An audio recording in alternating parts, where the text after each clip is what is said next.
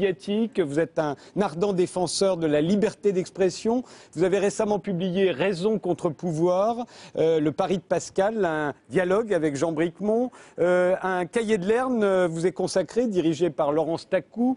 Votre livre Le langage de la pensée vient d'être réédité. Enfin, vous sortez 2 recueils de textes, Pour une éducation humaniste et Raison et liberté, sur la nature humaine, l'éducation et le rôle des intellectuels. Alors c'est un jour un peu particulier aujourd'hui, l'assaut meurtrier des forces israéliennes contre une flottille humanitaire voguant vers Gaza fait la une de l'actualité. Il y a peu de temps, vous avez vous-même été refoulé du territoire israélien. Je vous propose déjà de voir la façon dont ça a été raconté, cet événement, où on en est par un extrait du 12-13, aujourd'hui à la télévision française. À bord, nous avons trouvé des armes utilisées contre nos militaires. Les intentions des organisateurs étaient la violence.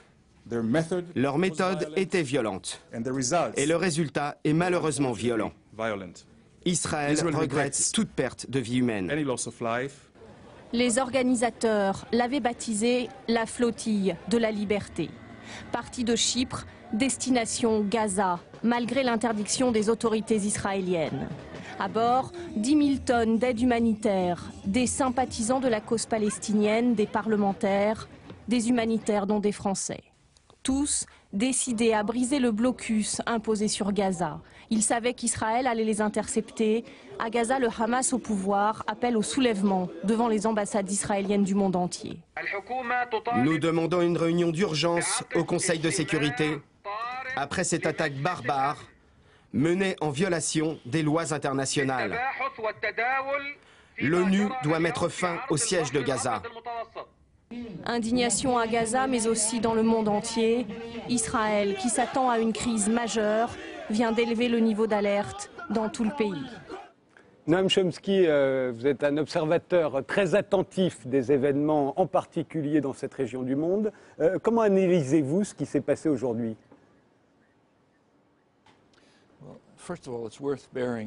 D'abord, je crois qu'il ne faut pas oublier que ça fait déjà 30 ans qu'Israël arraisonne des navires dans les eaux internationales entre Beyrouth et Chypre, assassine des gens, les kidnappe, les enlève pour les mettre en prison en Israël, parfois les prend en otage pendant des dizaines d'années.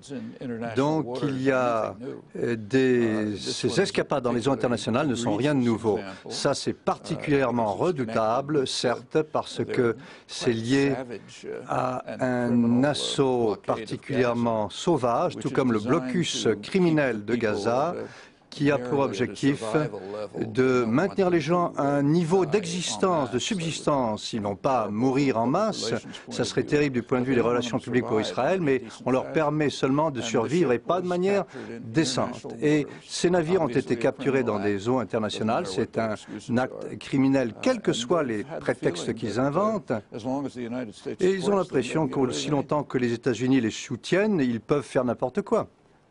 Noam Chomsky, quelle est la critique fondamentale que vous portez à l'État d'Israël? Parce que ça ne date pas d'aujourd'hui. Vous avez toujours été très, très critique à l'égard de cet État. Tout d'abord, je suis critique des États-Unis par rapport à Israël. Ce que fait Israël, c'est parce que les États-Unis les soutiennent et les appuient depuis 35 ans. Les États-Unis et Israël, de manière unilatérale, ont bloqué la solution politique du conflit Israël-Palestine, alors qu'il y a un consensus international complet sur la manière de résoudre la crise. Les États-Unis ont voté contre les résolutions au sein du Conseil de sécurité, ont voté contre des résolutions de l'Assemblée générale avec Israël et très souvent ont empêché une solution de la crise. Et avec cet appui formidable des États-Unis, Israël a séparé Gaza de la Cisjordanie, ce qui est tout à fait illégal, a imposé un blocus criminel à Gaza pour punir la population d'avoir voté de la mauvaise manière dans une élection libre. C'est exactement ce qui s'est passé.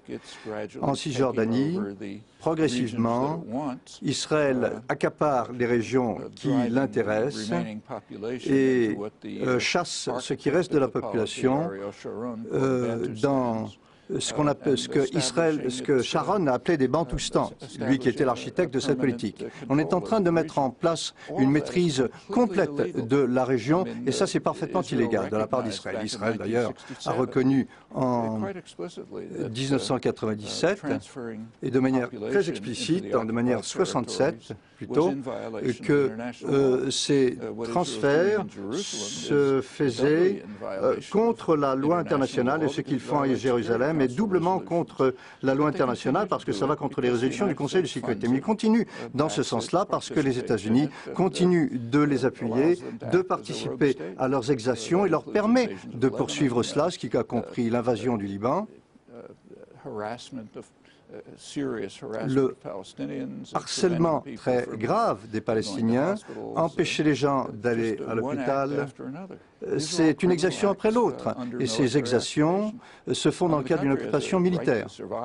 Le pays a certes le droit de survivre en tant que pays, mais il n'a pas le droit de se comporter comme un État criminel. Le 16 mai dernier, Noam Chomsky, vous étiez à Amman en Jordanie, vous vouliez entrer en Israël pour donner une conférence dans une université palestinienne à Ramallah et on vous a refusé l'entrée du territoire israélien. Est-ce que vous l'avez compris? Comment l'avez-vous là aussi interprété? Quel motif d'ailleurs a-t-on avancé? Je comprends. Soyons précis. On ne m'a pas empêché d'aller dans Israël, précisément. On m'a empêché d'aller dans les territoires occupés.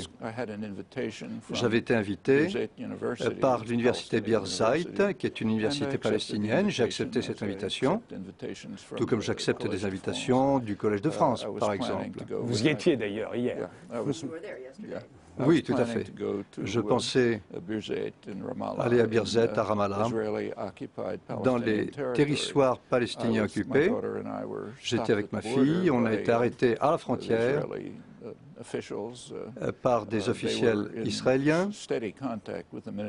Ils étaient en contact constant avec le ministère de l'Intérieur, contrairement aux prétextes qu'ils ont invoqués par la suite, et ça s'est transformé en incident international. Ce sont des décisions qui ont été prises par le ministère de l'Intérieur à Tel Aviv. Il y avait deux raisons pour cela, qu'ils n'arrêtaient pas de ressasser au cours de l'interrogation. Une raison était qu'ils n'aiment pas ce que je dis sur Israël, bon d'accord, ça veut dire qu'ils sont dans le même camp que de beaucoup d'autres gouvernements à travers le monde qui n'aiment pas beaucoup ce que je dis, donc ça c'est pas très significatif. Mais la principale raison, et ça c'était très clair, c'est qu'ils veulent maîtriser les gens qui sont accueillis par les universités palestiniennes. Et j'ai dit très clairement que ils ont dit très clairement que si j'allais dans une université israélienne et je passais ensuite à Birzeit, ce qui s'est passé dans le passé, j'étais à Israël, j'ai parlé devant des parterres universitaires israéliens et j'ai été aussi à Birzeit et dans les territoires palestiniens. Cette fois-ci, j'allais directement à Birzeit et ça ne leur plaisait pas. Donc, ils disent essentiellement, nous décidons qui peut être invité par les universités palestiniennes.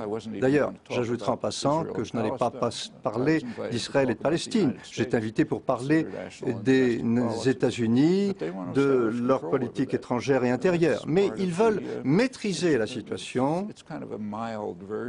C'est une version légère de ce qu'ils font à Gaza, où ils veulent tout contrôler.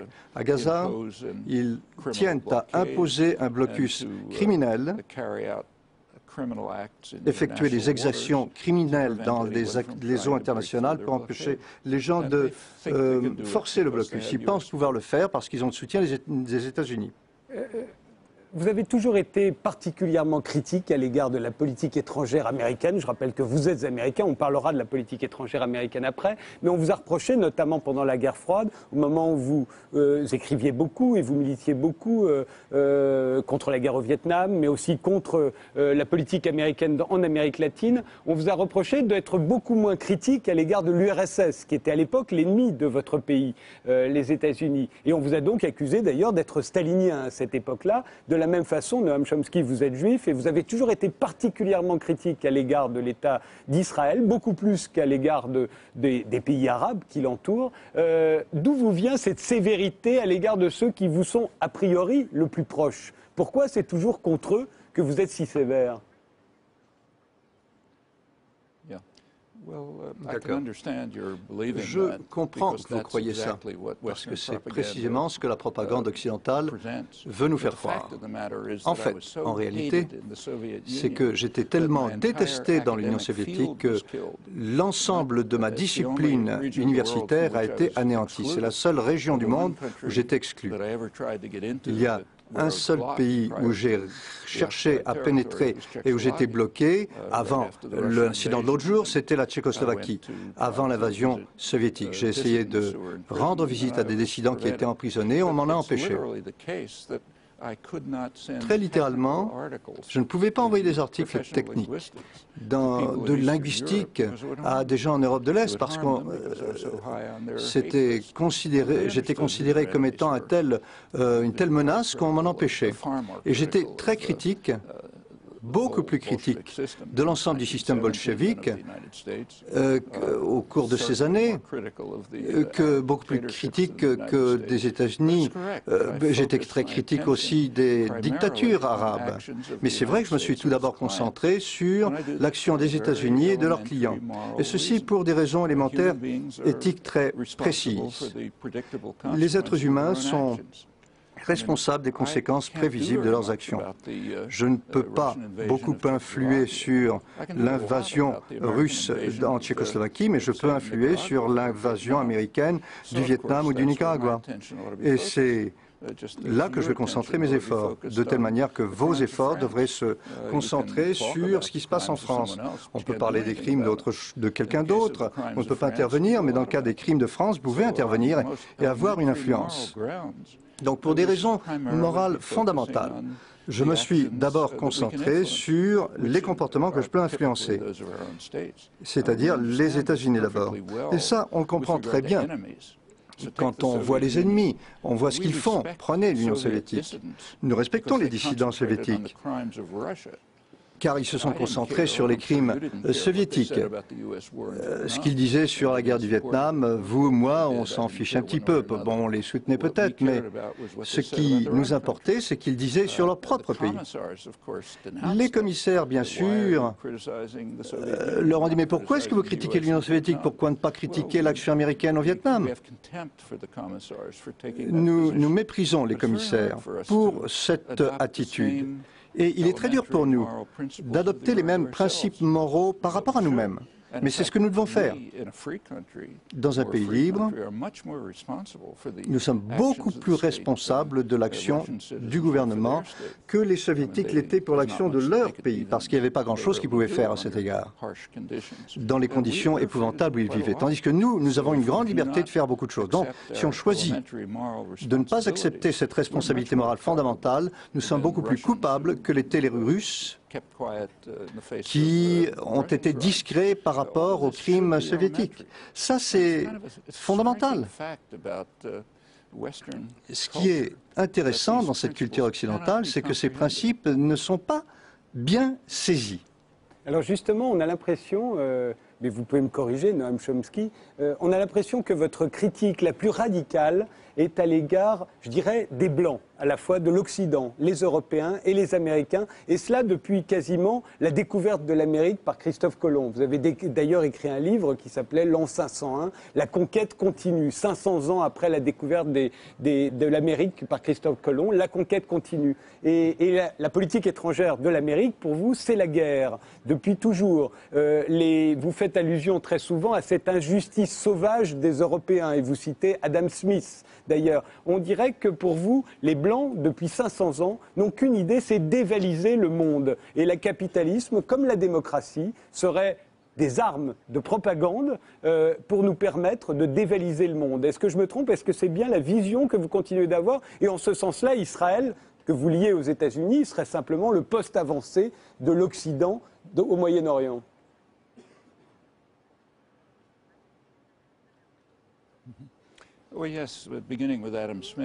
Bien sûr, on peut commencer par Adam Smith. C'était un vieux conservateur des Lumières qui avait des valeurs morales. Et donc, il s'est concentré à juste titre sur les crimes de l'Angleterre.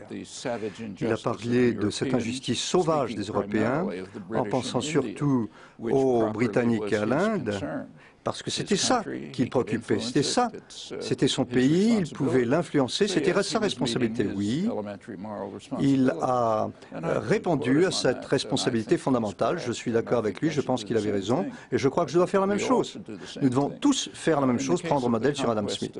En ce qui concerne la conquête de l'hémisphère occidental, c'est l'un des très grands crimes de l'humanité dans son histoire. Il y a eu des dizaines de millions de personnes qui vivaient dans des civilisations relativement avancées dans cet hémisphère occidental, qui, au moment de l'invasion occidentale, ont été décimées. Aux États-Unis, par exemple, ils ont pratiquement été exterminés. Ce n'était pas un secret, vous savez. Les pères fondateurs des États-Unis savaient très bien ce qu'ils faisaient. Ils parlaient de la nécessité d'exterminer la population pour leur propre bien. Et c'est ce qu'ils ont fait. Il ne faut pas l'oublier. Actuellement, aux États-Unis, en Grande-Bretagne, dans les grands journaux intellectuels progressistes, les principales publications, on va jusqu'à nier l'extermination massive qui a eu lieu et on accepte ça comme si c'était un fait acquis. Je trouve ça choquant et ça, il ne faut pas le permettre. Il faut bien se concentrer sur notre propre histoire, ce que nous avons fait. La France doit faire la même chose. Prenons un cas concret. Il y a eu un grand tremblement de terre à Haïti il y a 2-3 mois. 200 ou 300 000 personnes sont mortes. Pourquoi cette catastrophe? Il y a eu des séismes ailleurs. Il y a un certain nombre de raisons et une grande responsabilité appartient aux États-Unis et à la France. Haïti était la colonie française la plus riche. Elle a énormément contribué à la prospérité française. En 1789, au moment de la Révolution, Haïti produisait la plus grande partie du coton mondial, c'est-à-dire le lit même de la révolution industrielle. Je crois que c'était de l'ordre de 70% du sucre et beaucoup d'autres récoltes. Et la France a détruit le pays, l'a transformé en régime de plantation.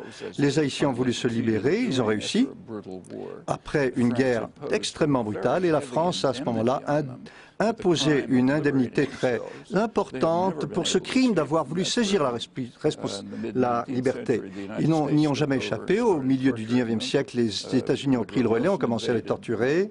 Ils les ont envahis à plusieurs reprises, ont imposé un système de plantation américain et pendant ce processus, qu'est-ce qui s'est passé entre autres choses? C'est que l'agriculture haïtienne a été détruite.